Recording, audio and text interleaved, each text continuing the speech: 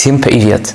Геймификация, то есть добавление элементов игры в какие-то процессы в жизни, это новый тренд. И он также не обошел стороной кайтсерфинг.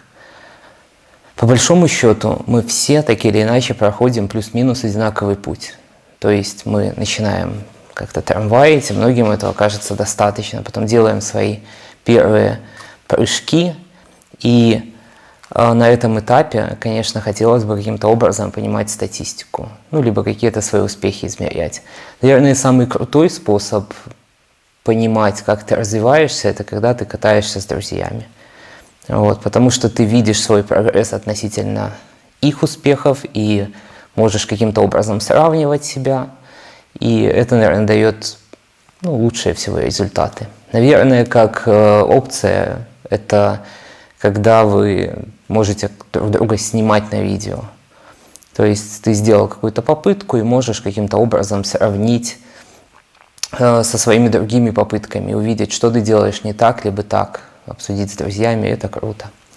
Когда ты катаешься один, либо на каком-то незнакомом споте, то видео в плане развития имеют уже не так много смысла, потому что ты не можешь, подпрыгивать возле камеры, которую ты заткнул в дно на палке. То есть нужен уже какой-то интерактив. И второй момент, это кроме прогресса есть еще социальный элемент. Социальный элемент, наверное, будет утрачиваться, если ты будешь выкладывать повторяющийся какой-то контент, такой как там одинаковые прыжки каждый раз. И, наверное, уже много лет назад как придумали такую штуку, как ВУ. Изначально ВУ – это игра. Это аналог такого, условно, биг-эйр соревнования, когда там есть фристайл и биг-эйр. Я про фристайл особо ничего не знаю немножко про биг-эйр. Цепляешь датчик на борт, выходишь, прыгаешь свой самый высокий прыжок, и потом шаришь его как-то там. Ты видишь себя на лидерборде и можешь как-то соотносить. Но ВУ не самый, наверное, крутой вариант для того, чтобы саморазвитием каким-то заниматься. Потому что обратной связи сразу нет.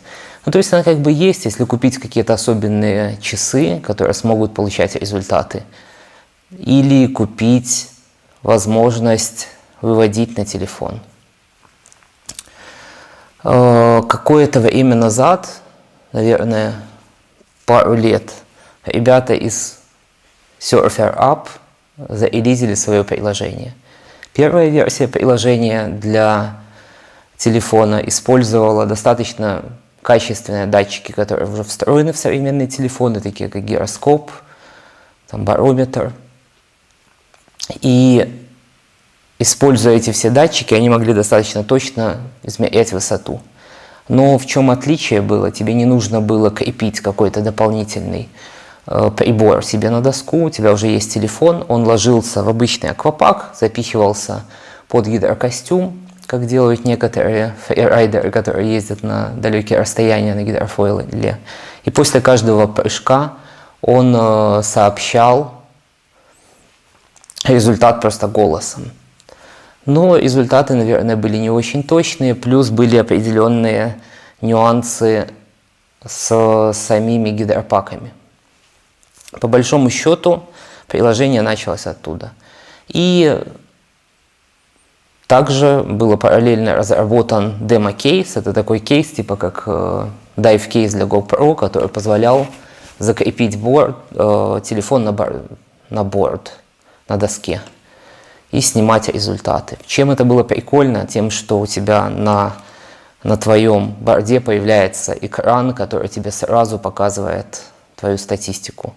Ты подпрыгнул, приземлил, бам, ты видишь, какая была скорость, какое зависание, то есть большой диапазон данных. Второй момент, который оказался очень прикольным, то, что ты можешь, в силу того, что телефон может передавать данные постоянно, можешь отправлять трек-сессии свои. То есть твои друзья будут видеть, где ты находишься. И если тебя смыло в океан, примет «Привет, Дмитрий Евсееву», то по твоему треку тебя можно будет найти. Вот. Также на морских спотах, где есть какая-то волна, есть какие-то сложные условия, востребованным оказалась, наверное, опция найти доску. Ну, то есть, такое вот, ребята намайнили несколько прикольных идей и реализовали их в своем приложении. Это, собственно говоря, прыжки, это запись трека, опция найти доску. Ну и сейчас они добавили мультиплеер. По большому счету приложение представлено двумя вариантами. Это платный и бесплатный вариант. В платном варианте добавляется определенная дата-аналитика, где ты можешь анализировать свои какие-то показатели и получать советы от приложения, как тебе улучшить свой результат. Для улучшения результата они проработали модель с Майком Макдоналдсом. Это чел, который ведет канал Get High with Mike. Основная идея такая: ты прыгнул, получил результат, и сразу по 4 определенным метрикам, которые сильнее всего влияют на высоту прыжка, ты получил какие-то советы. То есть это скорость, зарезка, толчок. Программа дает тебе совет. Вот. Насколько это нужно, ну не знаю, вопрос открытый, но приложение на месяц стоит не таких больших денег, можно позволить себе попробовать.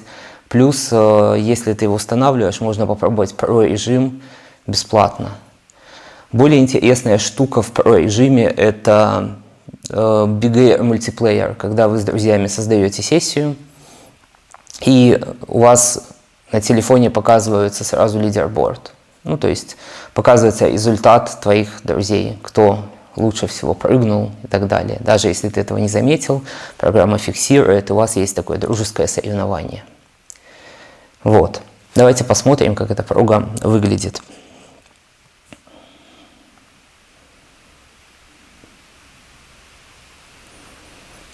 И пам. Так, у нас здесь 5 вкладочек. Есть профайл. Профайл, по сути, это такой социальный профиль, как на Фейсбуке, либо еще где-то. Там можно фотку поставить. Какие-то записи сессий есть, настройки. Настройки супер простые, потому что тут еще указывается линейка кайтов. Если пользуешься Pro, то эта линейка кайтов важна для того, чтобы получать определенные инсайды по своему оборудованию. Дальше у нас есть список сессий. Список сессий – это, по большому счету, это не лидерборд, как в Woo. Это что-то типа ленты на Фейсбуке или в Инстаграме. Что мне нравится в этом списке сессий? В самом деле можно отсортировать по споту, по времени, по кайту, как угодно. Можно просто серчить. В том, что пока что эта лента не превратилась уже в что-то такое из вселенной Marvel, когда там все прыгают по 100 метров и все.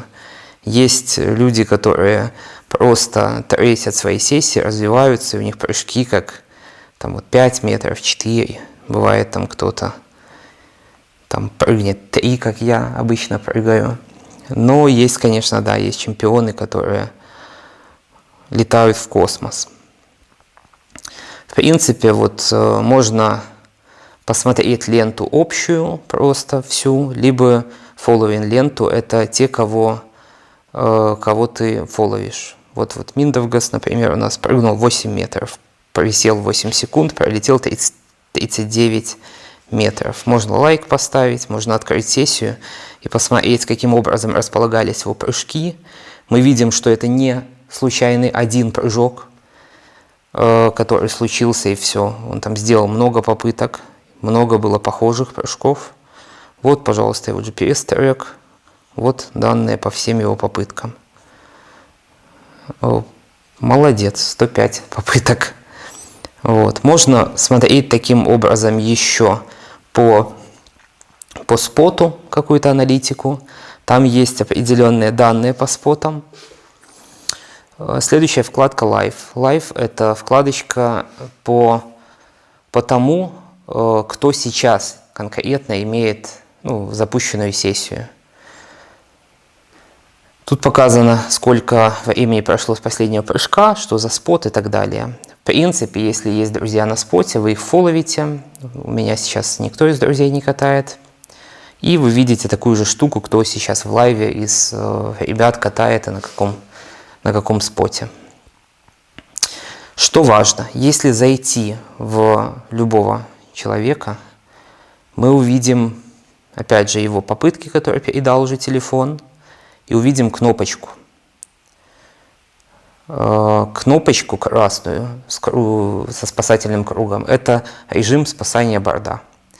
То есть, если человек потерял борд, то мы нажимаем на вот эту кнопочку, нажимаем Start Recovery, и у нас появляется вот такая стрелка-локатор, которую мы цепляем телефон на наш борд и видим, сколько времени осталось и так далее. Оп, вышли. Так, споты, отзывы по спотам, можно потыкать, посмотреть, как там что. И профайл. Все ультра просто. Нажимаем Record. Wetsuit мод, если у вас есть гидропак, вы хотите использовать в гидропаке. Board мод, если у вас есть Mount, и вы используете Mount. Есть настройки, чтобы показать, какие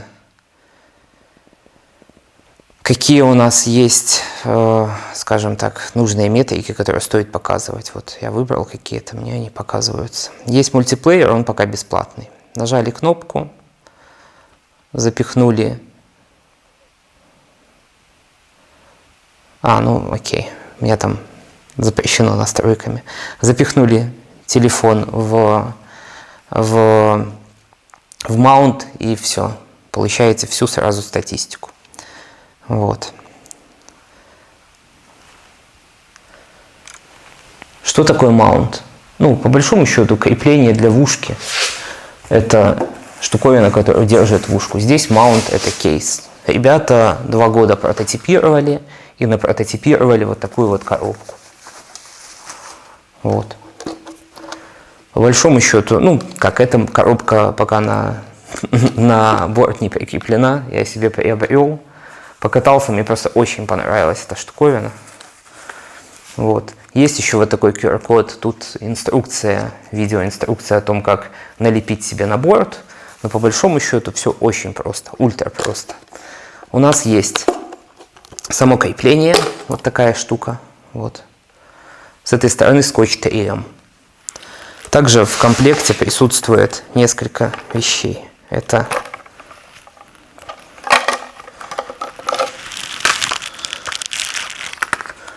обычная 3М спиртовая салфетка, чтобы удалить жирный налет. И дополнительный праймер. Праймер – это такой карандашик. Если его сжать посередине, он щелкнет и начнет сюда жидкость вытекать. Этой жидкостью нужно заштриховать то место, куда будешь клеить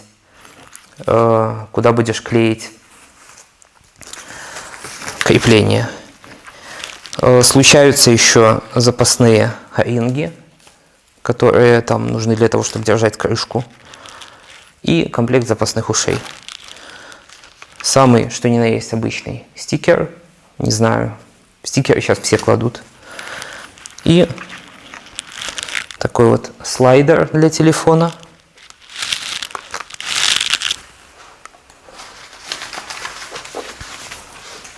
Кошке тоже очень серфер нравится. Уши и банка. На банке ринг для того, чтобы держать крышку. Вот. То есть разместили на борт между крепами, где-то в районе ручки чуть повыше, это крепление. Вытерли салфеткой, промазали праймером, отклеили, прижали. Все, вот стоит. После этого банка вот таким вот образом вщелкивается в крепу. Бам! Вот эта вот нитка нужна для того, чтобы за ручку завязать. Вообще вот так должна она быть. Вот так. И за ближайшую ручку или там где-нибудь за пацу зацепили. Вот здесь такая защелка есть. После этого мы закрываем крышку. Как сам телефон держится? Типа ультра просто. Вот. Уши вот эти вот сюда затыкаешь. Раз. Два. И вот так вот их растягиваешь на телефон. Хоба.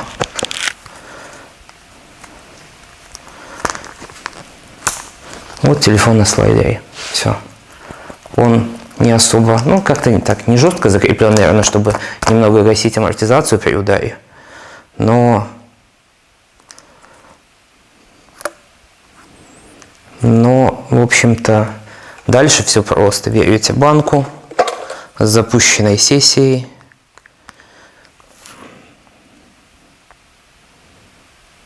Вот. И закидываете туда телефон. Залезает. После этого мы закрываем крышку. Фиксируем рингом. Закидываем на борт. Идем на воду. Радуемся жизни. Приходим с воды. Останавливаем сессию. Все. Сразу вся аналитика доступна. Просто и весело. Рекомендую. Сам этот кейс, в самом деле, можно сказать, что стоит каких-то неправильных денег. Но смотрите, во-первых, с кейсом вы можете использовать много всяких трейс-приложений и приложений по навигации, например, если вы катаетесь на гидрофоиле. Это прикольный аксессуар, который никаким образом не привязан к приложению. Также вы можете, как говорил ведущий телепередачи «Пока все дома», сделать и свой кейс из пластиковой бутылки. Это никоим образом ни на что не влияет. Я купил этот кейс, потому что мне понравился этот стартап, и в такой постковидный период запустить что-то подобное, наверное, ребятам стоило определенных сложностей. Я явно не готов платить за Pro-версию, но поддержать такое начинание мне показалось достаточно интересным. Вот. Стоит ли этим заниматься вам? Ну, сами себе решайте. Это ваш выбор. Вот. В конце концов, если не поддерживать какие-то новые вещи в кайтсерфинге, не только, я имею в виду кайты, понятно, что нужно поддерживать производителей оборудования, покупая это оборудование. Это позволяет развиваться спортсменам. Ну и какие-то новые прикольные стартапы. Это тоже еще одно измерение, которое делает наш кайтинг более таким доступным и интересным. Поэтому пробуйте новое. И пока.